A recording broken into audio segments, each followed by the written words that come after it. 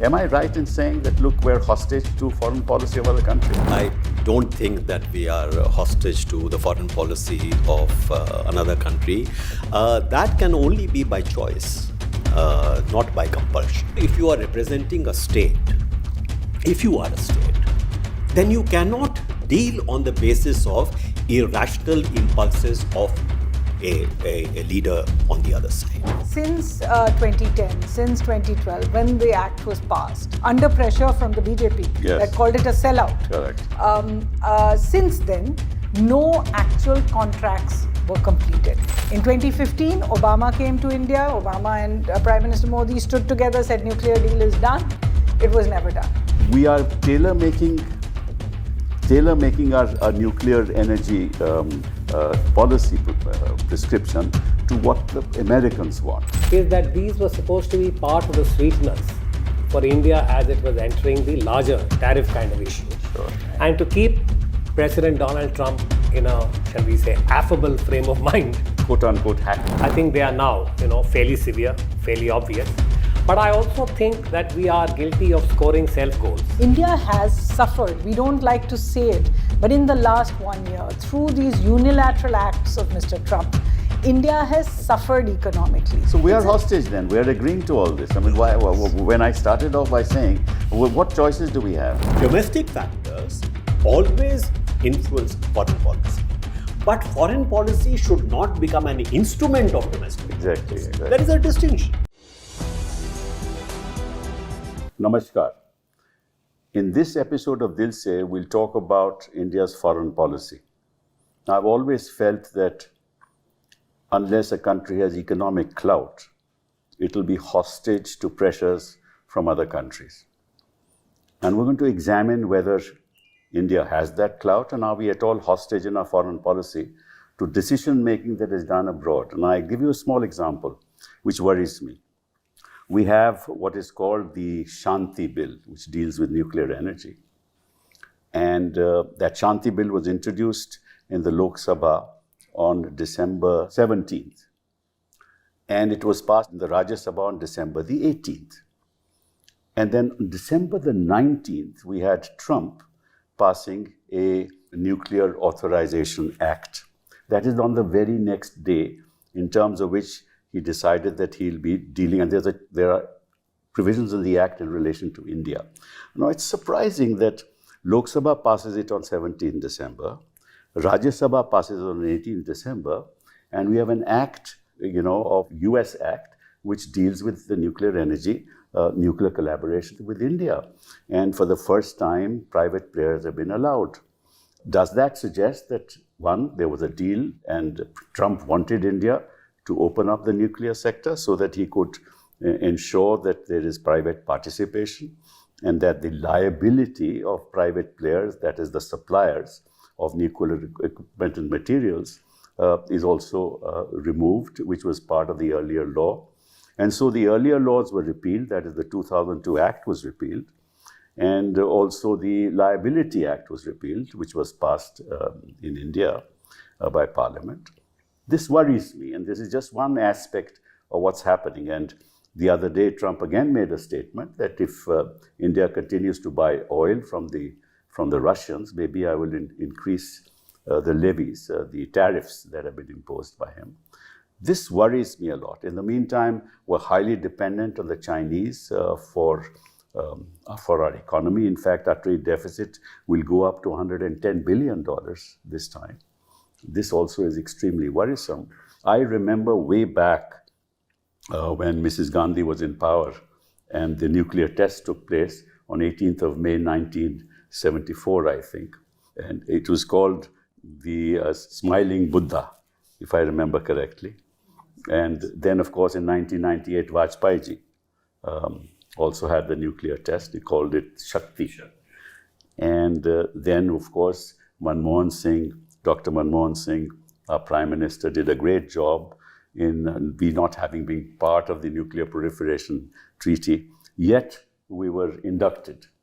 And we had a civil nuclear agreement in 2005, and then we had in 2008 the consequential agreement, the safeguards agreement. We tried to get a nuclear bill passed later, and the BJP opposed the liability clause, so we increased the liability to a maximum of 1,500 crores, that is. And then now, that means there has been a hiatus in all this for so many years, and suddenly 17th, 18th, and 19th of December worries me a great deal. Also, I think global politics has changed over the years radically, I think ever since Trump came to power. And the old order after the Second World War seems to have been dismantled. I don't know what the new order is going to bring for us. And apart from that, the recent, what Trump has done with Venezuela is also a matter of great worry for the global community. So we're going to discuss all these things with three extraordinary people with me who are experts on the subject. I'm just a novice. But be that as it may, Shyam, thank you very much. You've been our Foreign Secretary, the Chairman of the NSAB, joined the Foreign Service in 1970, Ambassador to Myanmar, Indonesia, so you know a lot about the neighborhood. And you were 1991-92 JS in the PMO, 2004 to 2006 you were Foreign Secretary. And you were actually a special envoy for Indo-US nuclear issues. So you will know a lot about this subject. Also the chief negotiator in climate change, Sherpa for the G8 and the G5, Glen Eagles, Padma Bhushan, whatnot. And so thank you very much for being here. Suhasini, thank you for being here. You've been in this business for what? How many years? Decades. and you know, you've worked outside of the country. You've been with CNN International. You've been with CNN India for 1995 to 2005, reporting on India, Pak, Nepal. And you're also been awarded for what you did in the tsunami in 2005, the Columbia DuPont Award. 2005 to 2014, you were in CNN IBN, and you were doing this program called Prime. You were the prime anchor in Worldview, which we used to watch eagerly. 3 decades of reporting, being part of the conflict zone. You also injured yourself, unfortunately, in a 2002 bomb blast. You were the diplomatic editor, 2014 of The Hindu. And so you are aware of all these issues that we're going to discuss. Udayji, thank you very much for being here. Expert in strategic affairs. Thank you, sir. Right. Joined Sainik School, then went to NDA in 1966. And you've been in service for 37 years. And you've held various operational and strategic roles. And you've earned the Vishist Seva Medal for distinguished service. And post-retirement, you were into all kinds of things. You've been the head of the IDSA, and you've been in IDSA for several years, I believe. And 2005, you were appointed as Member Secretary to the Government of India's Task Force on Global Strategic Development. So we're going to understand strategy. And you've written a lot of papers. So thank you very much. Shyam, am I right in saying that, look, we're hostage to foreign policy of other countries? Not completely. Not completely. No, I don't think that we are hostage to the foreign policy of another country. That can only be by choice, not by compulsion. Okay.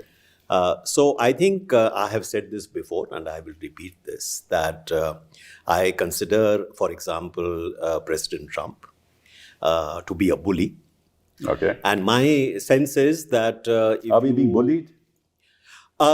I think we have so far quietly still resisted. Okay. But who knows what is going to happen in the future, because he doesn't seem to be backing down. For example, with regard to the Indo-US trade deal, my understanding is that most of the terms and conditions have been agreed, perhaps were agreed twice over. Right. And yet, when this goes up to him, for whatever reason, he seems to say no. That's exactly. So I don't think there is any kind of rationality behind the decisions that are being taken.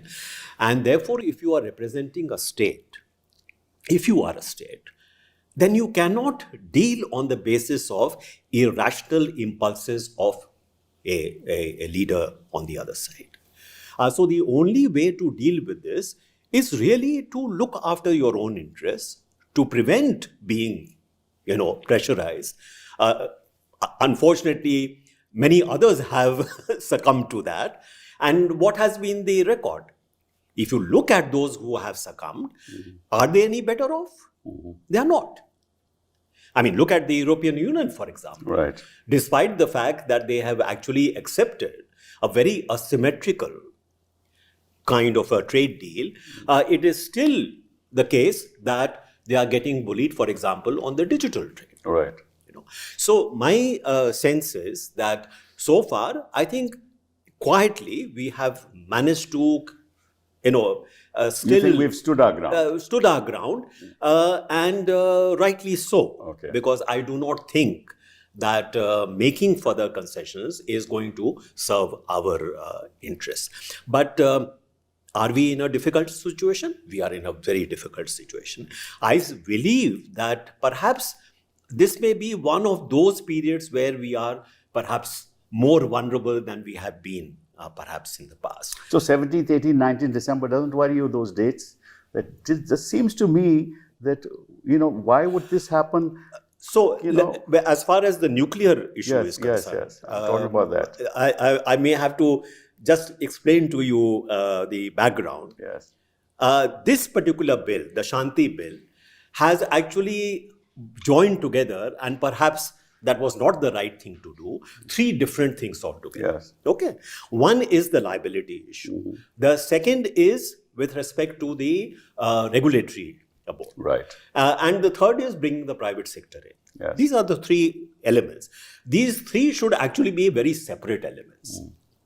Now, if you are looking purely at the liability issue, the reason, if you remember, we had this great controversy in 2008, 2009, was because it was linked to the Indo-US nuclear deal. Yes. When it had nothing to do with the Indo-US nuclear deal. Right. This whole liability convention, international liability convention, actually was under negotiation for several years in the aftermath of the Chernobyl disaster. That's right. So, it has a much longer history. It had actually nothing to do with the Indo-US nuclear deal. Yes. Now, the international convention asked you to do only two things. One was you need to identify a single source through which, should an accident occur, you would be able to immediately distribute assistance to those affected without waiting who was responsible, who was not responsible. For that, you need a fund, Because what you remember what happened with Chernobyl. That's right. Okay. We don't know who was actually responsible. Now, second thing was, not only should you determine who's the agent, secondly, you should determine to what extent his financial liability will be. Correct. Only these two things. Right. So it was not that the operator would be legally liable, but he would be financially liable up to a certain point.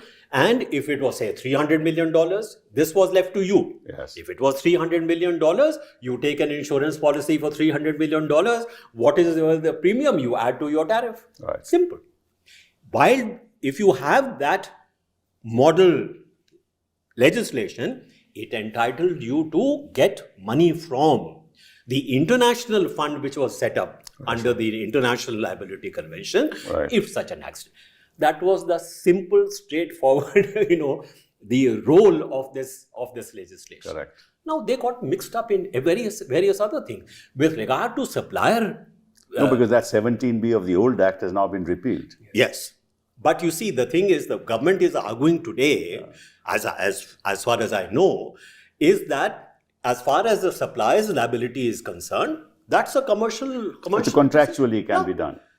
But which supplier, given the kind of clout they have, which supplier well, maybe that's a different issue. No, but that is the issue. The fact is that even in the past, the liability of the supplier was part and parcel of contractual obligations. In the case of, for example, Russia, you did not even have that. Yes. If you look at the Rosatom NPCIL agreements, there is actually no liability. Right. So I think we got mixed up in different kinds of things here. What is very important is, number one, you should make certain that you have a legislation which entitles you to access that international fund. That is one issue. Second is with regard to bringing the private sector in. Very important, but that needs very, very careful kind of drafting as to how you bring them in. It's not only Indian private sector, it's also foreign. Right, absolutely. Now, that I'm not sure that due diligence has been done. Which country in the world, apart from the US, allows the foreign private sector to come in? I mean, I don't know of any. I may be wrong. I'm not very certain whether there has been. The one case that I know of is the French building a nuclear power station in Finland, which of course went on for a very, very long time. But I'm not sure whether there has been. The Chinese, for example, were building one in the UK at Hinchley, which then it was controlled by the state. I mean, there's no private investment there. Even with France. The French law is completely controlled by the state. The French law is, but the entity is a commercial entity. Maybe so. But it functions under the So even with the previous liability bill, the only entity in India was the public sector entity. That's true. The NPCI. Correct, I agree. I mean, you allowed private sector to come in as joint venture partner. That is allowed under this. Now it is allowed. Correct. No, for that particular reason, it is extremely important that should be very, very carefully drafted. That is second part. Third part, which is very important, perhaps even the most important thing, is the Atomic Energy Regulatory Board. That's correct. Now, in such a sensitive sector, you really need a very highly empowered and independent board from the which central also government. has, very well-known experts. That's correct. Now, that is not very clear. You have given it a statutory authority, but what will be the composition? Who will determine? Because if it is to be independent, then it's very important that there must be a distance from the government, distance from the operator. So I would have thought that these are three things which should be actually looked at separately. Thank you very much. So Hasani, what's your take on all this? Well, I think to begin with, there's no question that we needed to change the law if we wanted to go ahead with particularly the US, but also other foreign suppliers. Because since 2010, since 2012, when the act was passed, under pressure from the BJP, that called it a sellout. Correct. Since then, no actual contracts were completed. In 2015, Obama came to India. Obama and Prime Minister Modi stood together, said nuclear deal is done. It was never done. The MOUs that were signed, and over time we saw some more being contemplated, never led to a contract. And the main issue was liability. So EDF in Jaitapur, whether it was the US, Westinghouse changed hands and all of that, and its plans in Vizag and in Andhra Pradesh, or whether it was even the new Russian reactors, nothing actually got done. No contract actually got done. So there was a problem. It had to be fixed. Secondly, India needs a huge base load in the next few decades of electricity. Nuclear is one place to get it, and with these new, what are called SMR reactors, that small modular reactors, it is necessary to have some kind of change in the law to bring all these in. My real question would be, firstly, the legislation itself. Has it actually clarified these issues? I think Dr. Tharoor in Parliament said instead of a nuclear bill, it is an unclear bill. But the truth is that by leaving it to a contract, you are leaving it quite unclear what the government expects every supplier or producer to do. Second is, why was the bill rushed through? Where was the need to bring a bill on such a sensitive matter, which is so, no reference to a joint parliamentary committee or a standing committee. It's not my expertise, but we have covered it for 20 years. Yes. Even so, it takes a good full day and a half to read what is in there. And for the government to bring it in the last few days of Parliament session and just push it through without going to committee seems to indicate they don't want to discuss some of the things in there. You don't indicate that there's some pressure from outside, because 19th. Yes, I think that on 19th December. But that was there even earlier. If you remember, the first announcement that the Nuclear Act was going to be changed came in the budget speech in February, just a week before Prime Minister Modi was going to Washington. And in that speech, Finance Minister Nirmala Sitharaman first announced, we will be making changes. It had no financial implication at that time, but she made the announcement. So that when Prime Minister Modi went to Washington, it was in the joint statement. that now that and Mr. Trump has on 2 occasions said, I'm very happy that India is changing its law. So there's no question that this was part of the discussions. Even if it was, I think there are 4 issues where I would say there is concern. One, on the liability, the fact that the supplier liability word has been removed completely. What is it being replaced by?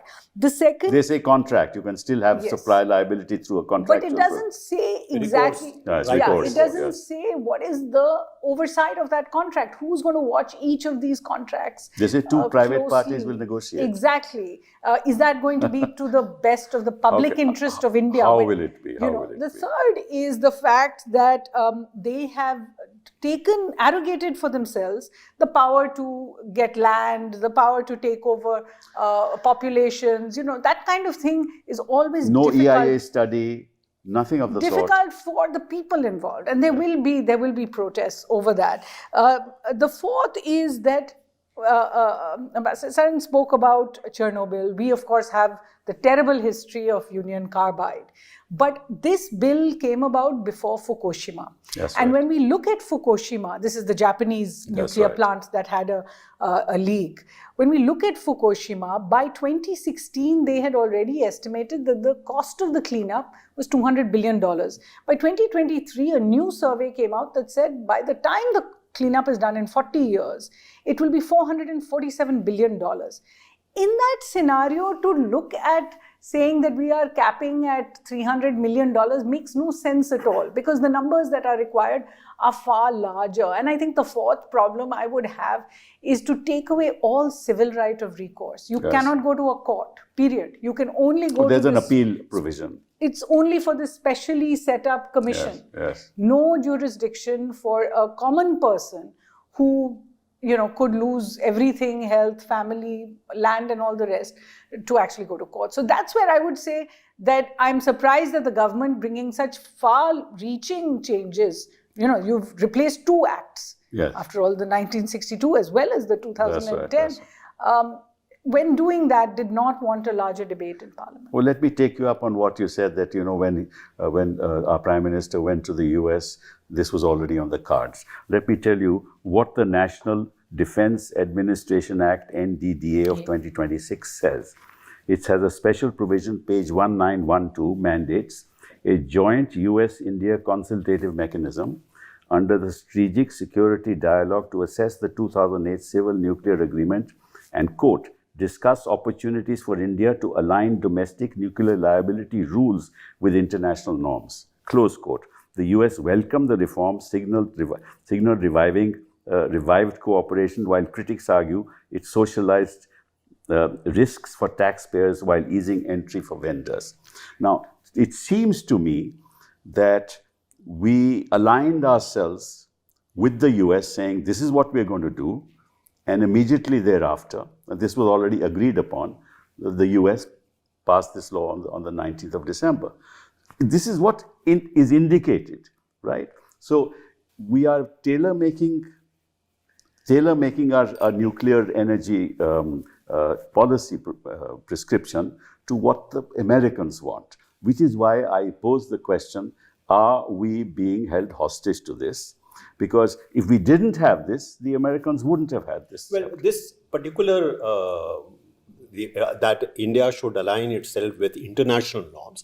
This is not a new demand. No, I know that. I know but that. Now to consult. This has been, but also the international norm is the International Nuclear Liability Convention. Correct. Which is not a US law. You are right. You're right. So what the US is saying, that this is now the international law, to which you have also given your assent. Yes. You are now a part of that International Liability Convention. Absolutely. So if you are, then asking that you should align yourself with this particular convention, I cannot...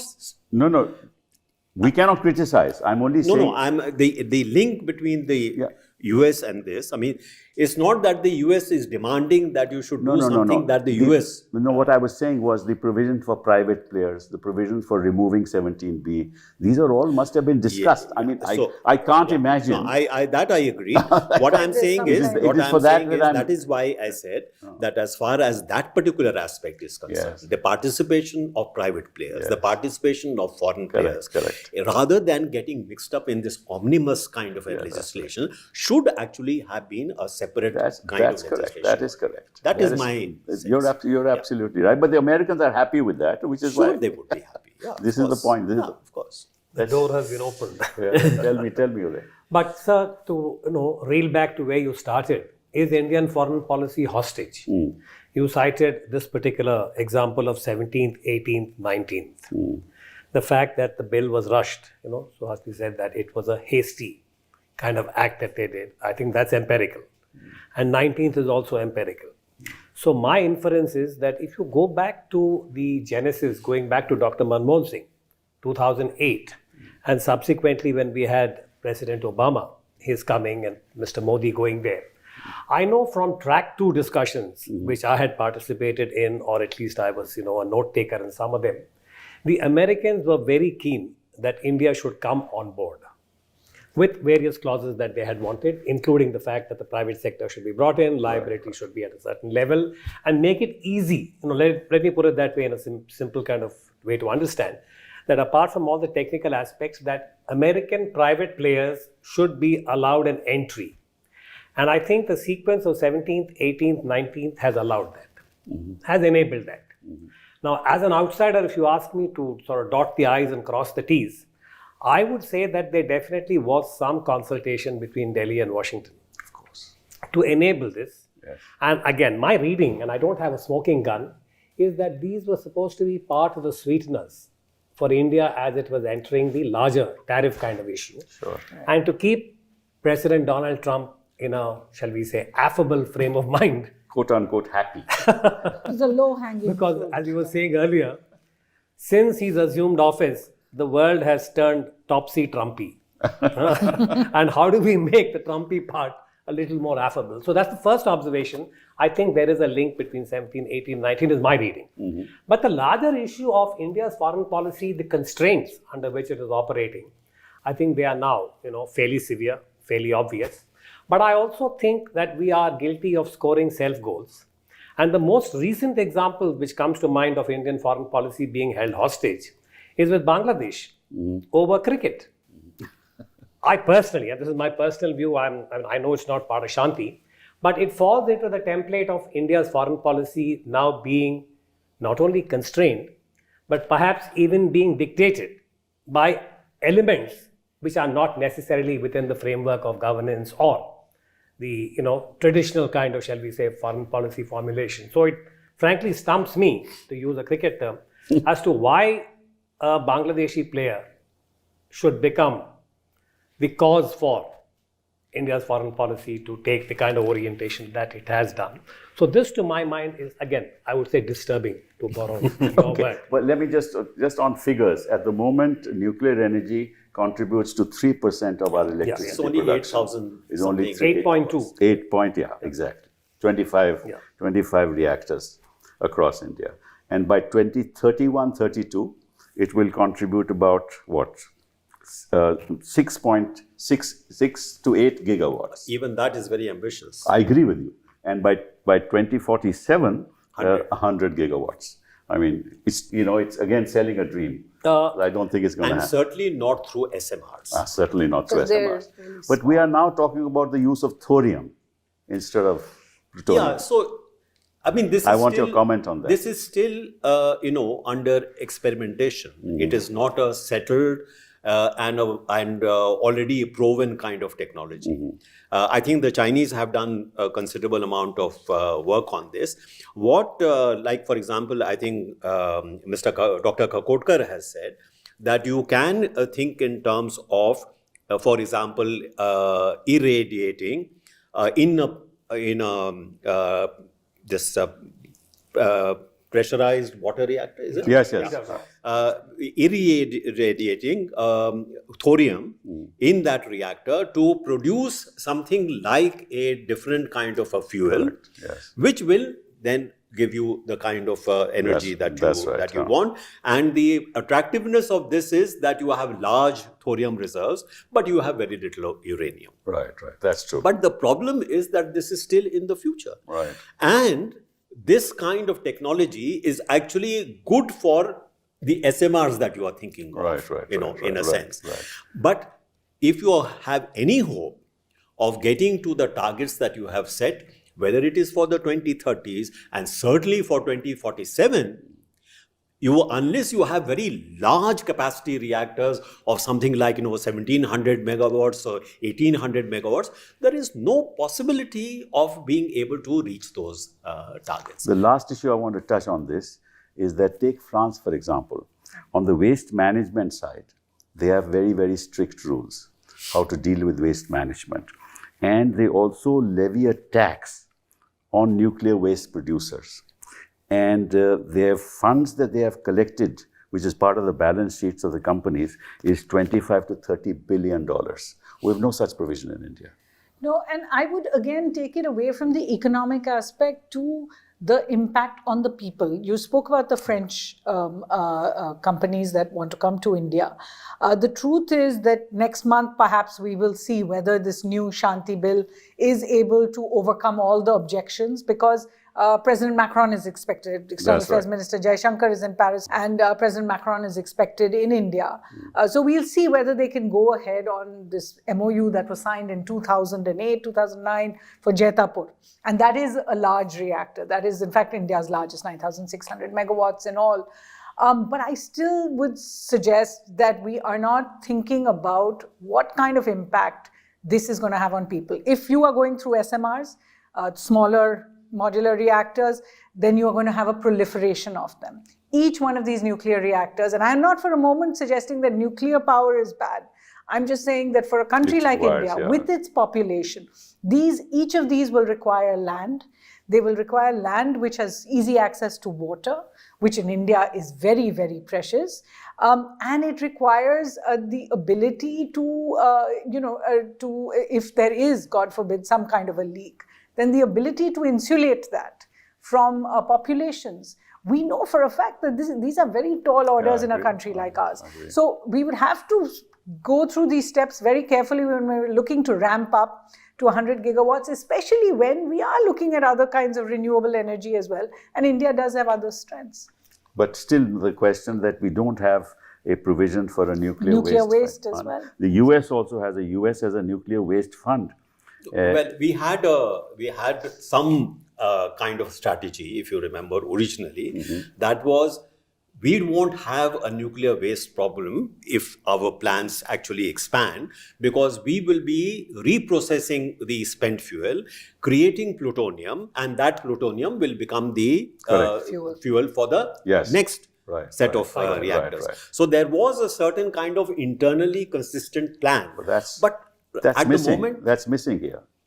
That's I mean, there is no reference here as far that's as missing here. That's why I raised the issue. The question is, everything has been put on these contracts. Exactly. I mean, it's mixed up too many things together, and then therefore kind of issues that she is raising about SMRs.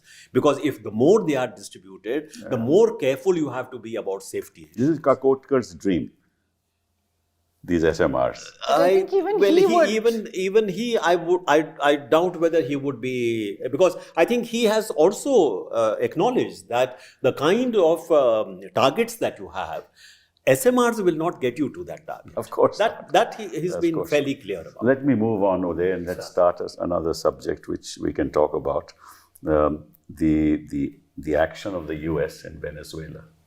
This is in the context of that the world is turned topsy-turvy, as we said. Topsy-turvy. And what is the message that is being sent by these big powers now? Sir, I'm just thinking that what's the simplest way of putting the message across? I think the image that comes to mind is of President Donald Trump on a horse with, the cowboy cap.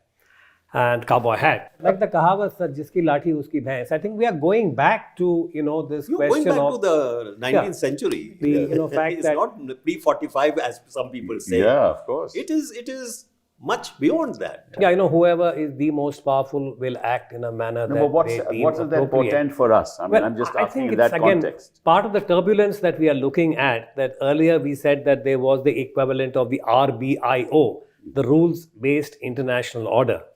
Now I think we can add a second line and say RIP, that there is no more a semblance. Earlier there was a semblance. I mean, the United States was acting with impunity many times. So were other large states, the former Soviet Union, for example. So there was a case where the big boys were transgressing. This time it is the impunity. It is in your face. You can pick up a president and his wife. It's almost like, real life and, real life in celluloid. No, also what Israel is doing. What All Israel over. has done. I mean, you can see all this happening all over the world, and nobody is standing up. And the Europeans, of course, have said that no, we should be careful, we should negotiate, we should that kind of stuff. Other than China, Russia, and Brazil, and South Africa, they have reacted very strongly. Sir, in theory we used to learn about Locke and Hobbes. I think now we are moving into the Hobbesian world. But I think the larger question for India is India has always been a beneficiary of the multilateral world order, of the rules-based Rules-based. international order, because we've been able to punch above our weight.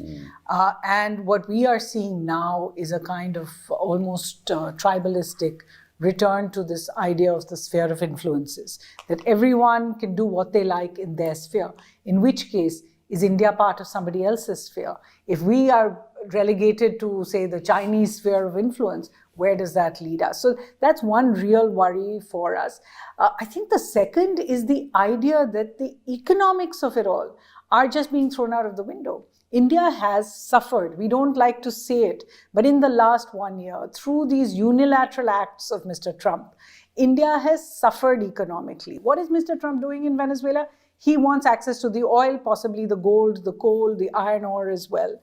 What is he upset about with India when it comes to buying Russian oil?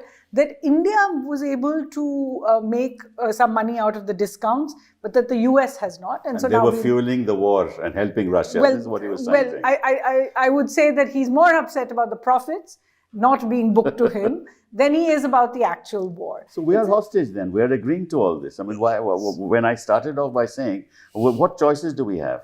Because if he increases tariffs, look at the 20-30% of our exports are being, 40% are being affected by all this. I think on one of your shows earlier, I'd said that very crudely put, we have three options. We can either give in, or we can put up, or we can hit back. Now, nobody suggests that hitting back is a good idea against a much larger power. Nobody is suggesting that putting up also or giving in are great ideas. Right. I think the only answer is try and do what Indians do best, play for time. With this India-US free trade agreement, for example, if we are able to bear the costs for a little longer, we may actually see, as Mr. Trump goes towards his midterms, that he doesn't have quite the same amount of clout in his own country, that his own interest may turn elsewhere. If the war in Ukraine comes to some kind of a pause, for example, you may see that some of the surcharges on Russia are taken away. My own sense would be that no, as you're quite right, that we may not have those tools to fight back right now. But in the process of giving in, we are giving up much larger principles than we would have before. Even if you look at our response to Venezuela, for example. Yes.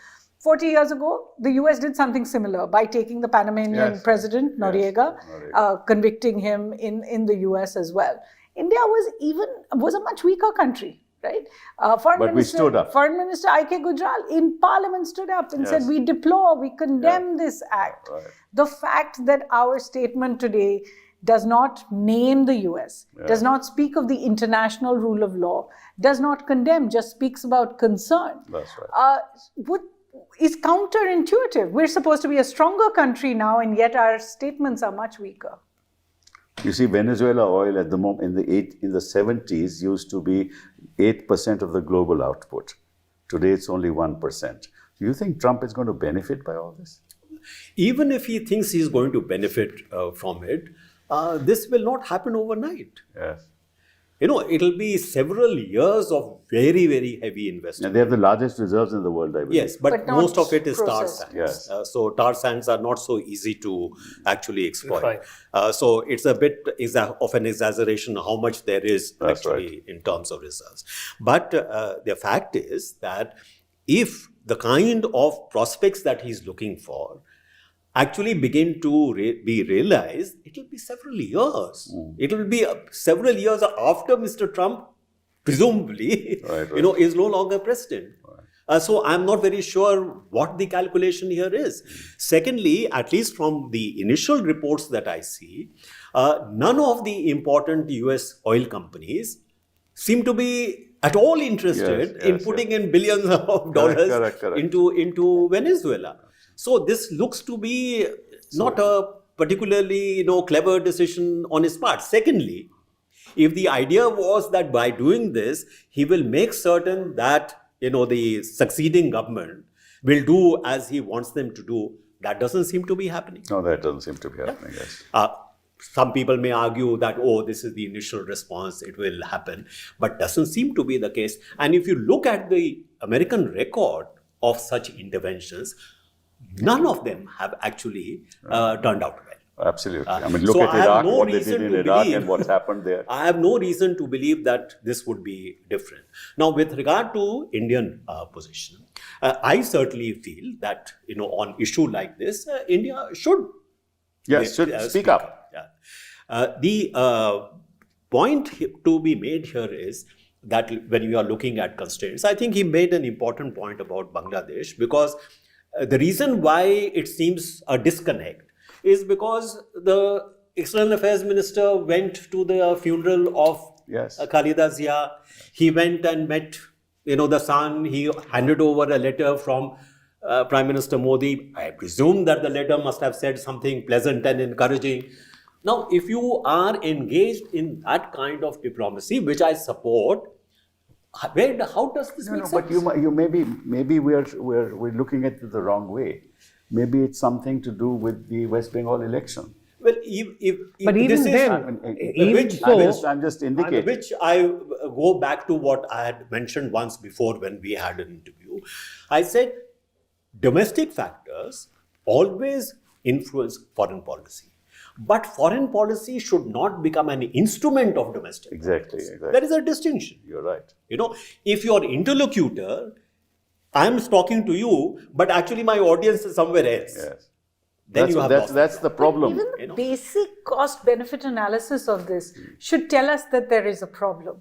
After all, India was one of the first backers of the Bangladesh cricket team. We brought them into the test. We really pushed for it. India has benefited from these neighboring teams, even the Afghan team, for example, and them playing in the IPL and all the rest. What have we essentially done by this one act of what I can only call short-term bigotry, to say Bangladeshis cannot take part without actually giving any principle? You have more anti-India feelings there. what is And the Bangladesh principle? is saying And that now- we don't want to Yes, play exactly. in India at all. Third country. So would now play. Bangladesh has written to the ICC saying we will not play in India. We would like to play in Sri Lanka or another venue. The Bangladesh government or the interim government right now has already said we will ban all the airing of IPL. So the point is, where is the cost-benefit analysis and what is the principle? Is it that any country where minorities are attacked, and it's brutal what's happened in Bangladesh to the minorities, any country where that happens, we will not allow them to play in the IPL? Is that what we're saying? By that logic, if minorities are attacked inside India, what is our response on that? I mean, the fact that we are losing the power of our example for something which honestly was not required, especially if the External Affairs we are Minister... losing the leadership of the South. We are, as I think personally, that we are pressurized by the US in terms of our economic policies. Within this part, within South Asia, we're not leaders anymore. SARC has gone. The Chinese presence of the Chinese and the extent to which the Chinese economy is now integrated within the Indian economy, we have very few choices. We can't stand up to them for the amount of land that they've occupied in Ladakh. So, if we are not economically strong, and that's what I started with, you have very little choices in our foreign policy. And you But said we are not so weak economically. I mean, as she we don't said, have the heft. Don't have the heft to dictate. Is that what I mean? Why should you always think in terms of dictating? Why can't you think in terms of cooperating? Why can't you think in terms of Where are we collaboration? cooperating? No. So We if you are not take- cooperating with our neighbors if you so take far. South Asia, our whole policy with regard to South Asia has become bilateralism. That's true. We are not looking at South Asia in a regional perspective at all. That's right. She said multilateralism was one of our strong points. Right. Multilateralism has also been put aside because everything you say, I will deal with bilaterally. Right. Your strengths are precisely your ability to have that kind of a regional approach, to have that kind of... But that's what I'm trying to say. Yeah, so I think it is not that we are weak. It is that we are not leveraging what we have in the manner that we should. Can we? May I'm I not too because sure. you are- just add on this, can I add 2 points? Yes, please. One is that when you look at India's orientation and how it is dealing with both the region and the world, cricket is a good example, which is to say that it is enormous soft power. Yes. But we have not used it as astutely. And the honest truth is that India is being seen as a bully by the rest of the cricketing world because we now are sitting in a place where we earn the money. Indian cricket earns vast amounts of revenue. That's true. So you see any commentary, for instance, in England, which is another cricketing place, and they are very unhappy with India's quote-unquote bullying tactics. On Bangladesh, sir, allow me to say, from the security perspective, why I use the term self-goal is, the last thing from the security strategic perspective you want is a Bangladesh that is a mirror image of Pakistan in terms of nurturing forces that are inimical to India in the long term. This one act, whatever little bit I've seen over the last 48 hours on Bangladesh social media, is very disturbing. And that's what I fear, that we may have done something that could give some incentive to those forces by using this as the stick to stoke those elements. I understand And that. That would Just be a as you point. mentioned that cricket is part of the soft power that Sir. we have. What about culture? I mean, the kind of cultural affinity we have with our neighborhood. Music, We're not I mean, I using that. must say this, One of the Ritwik Ghatak greatest centenary assets that should you have have been is that celebrated by cultural Yeah, affinity. yeah, so much, and we're not It happened. using that. I think the government has tried with culture, but it's always with countries that it prefers to deal with. So Buddhism, for example, or the Ramayan trail. But it hasn't looked at South Asia as a whole. For the South Asian culture that binds us all. And for that, you will need more visas, you will need more people-to-people ties. And unfortunately, those get snapped every time relations get snapped. There's also a kind of double standard almost, I mean, a kind of hierarchy of what we can do. For example, I'm just giving this as an example. The External Affairs Minister, S. Jaishankar, went to Pakistan last year. He went for the SCO. But we will not allow anybody to go for the SAARC summit, which is meant to happen in Pakistan. Dr. Jaishankar went to Bangladesh, and like Ambassador Saran, I completely agree with India making that gesture. And over there, he shook hands with the Pakistani leader who had come there. But the Indian cricket team is told that they can't shake hands, which is considered mandatory after any sporting event. That's true. Similarly, with the exclusion of this cricketer now, so there's become a kind of acceptance that the government can do something at its level, but this people-to-people ties just are not given the same. Sir, you're a music and cinema fan, so let me say this, that on Bangladesh, we lost a golden opportunity on the Ritwik Ghatak centenary. Yes. And the music of Ritwik Ghatak. Yeah. That is something that both sides share. Of course. We lost that opportunity. Well, okay, I made these provocative statements to all of you to get a sense of what you think where India stands. And what emerges is that while we may not have economic heft, there are great possibilities if we start looking at regions and collaborate collectively with those regions, and that we should lie low in our foreign policy for times to change, and hopefully we'll get some benefit out of it. But the fact is that we don't have that much of economic heft to have that bargaining power. Not bargaining power. I would still insist that we have greater economic capabilities today and more to offer actually than you had in the past. Well, there's no doubt about it. But the realization For example, let's take South Asia.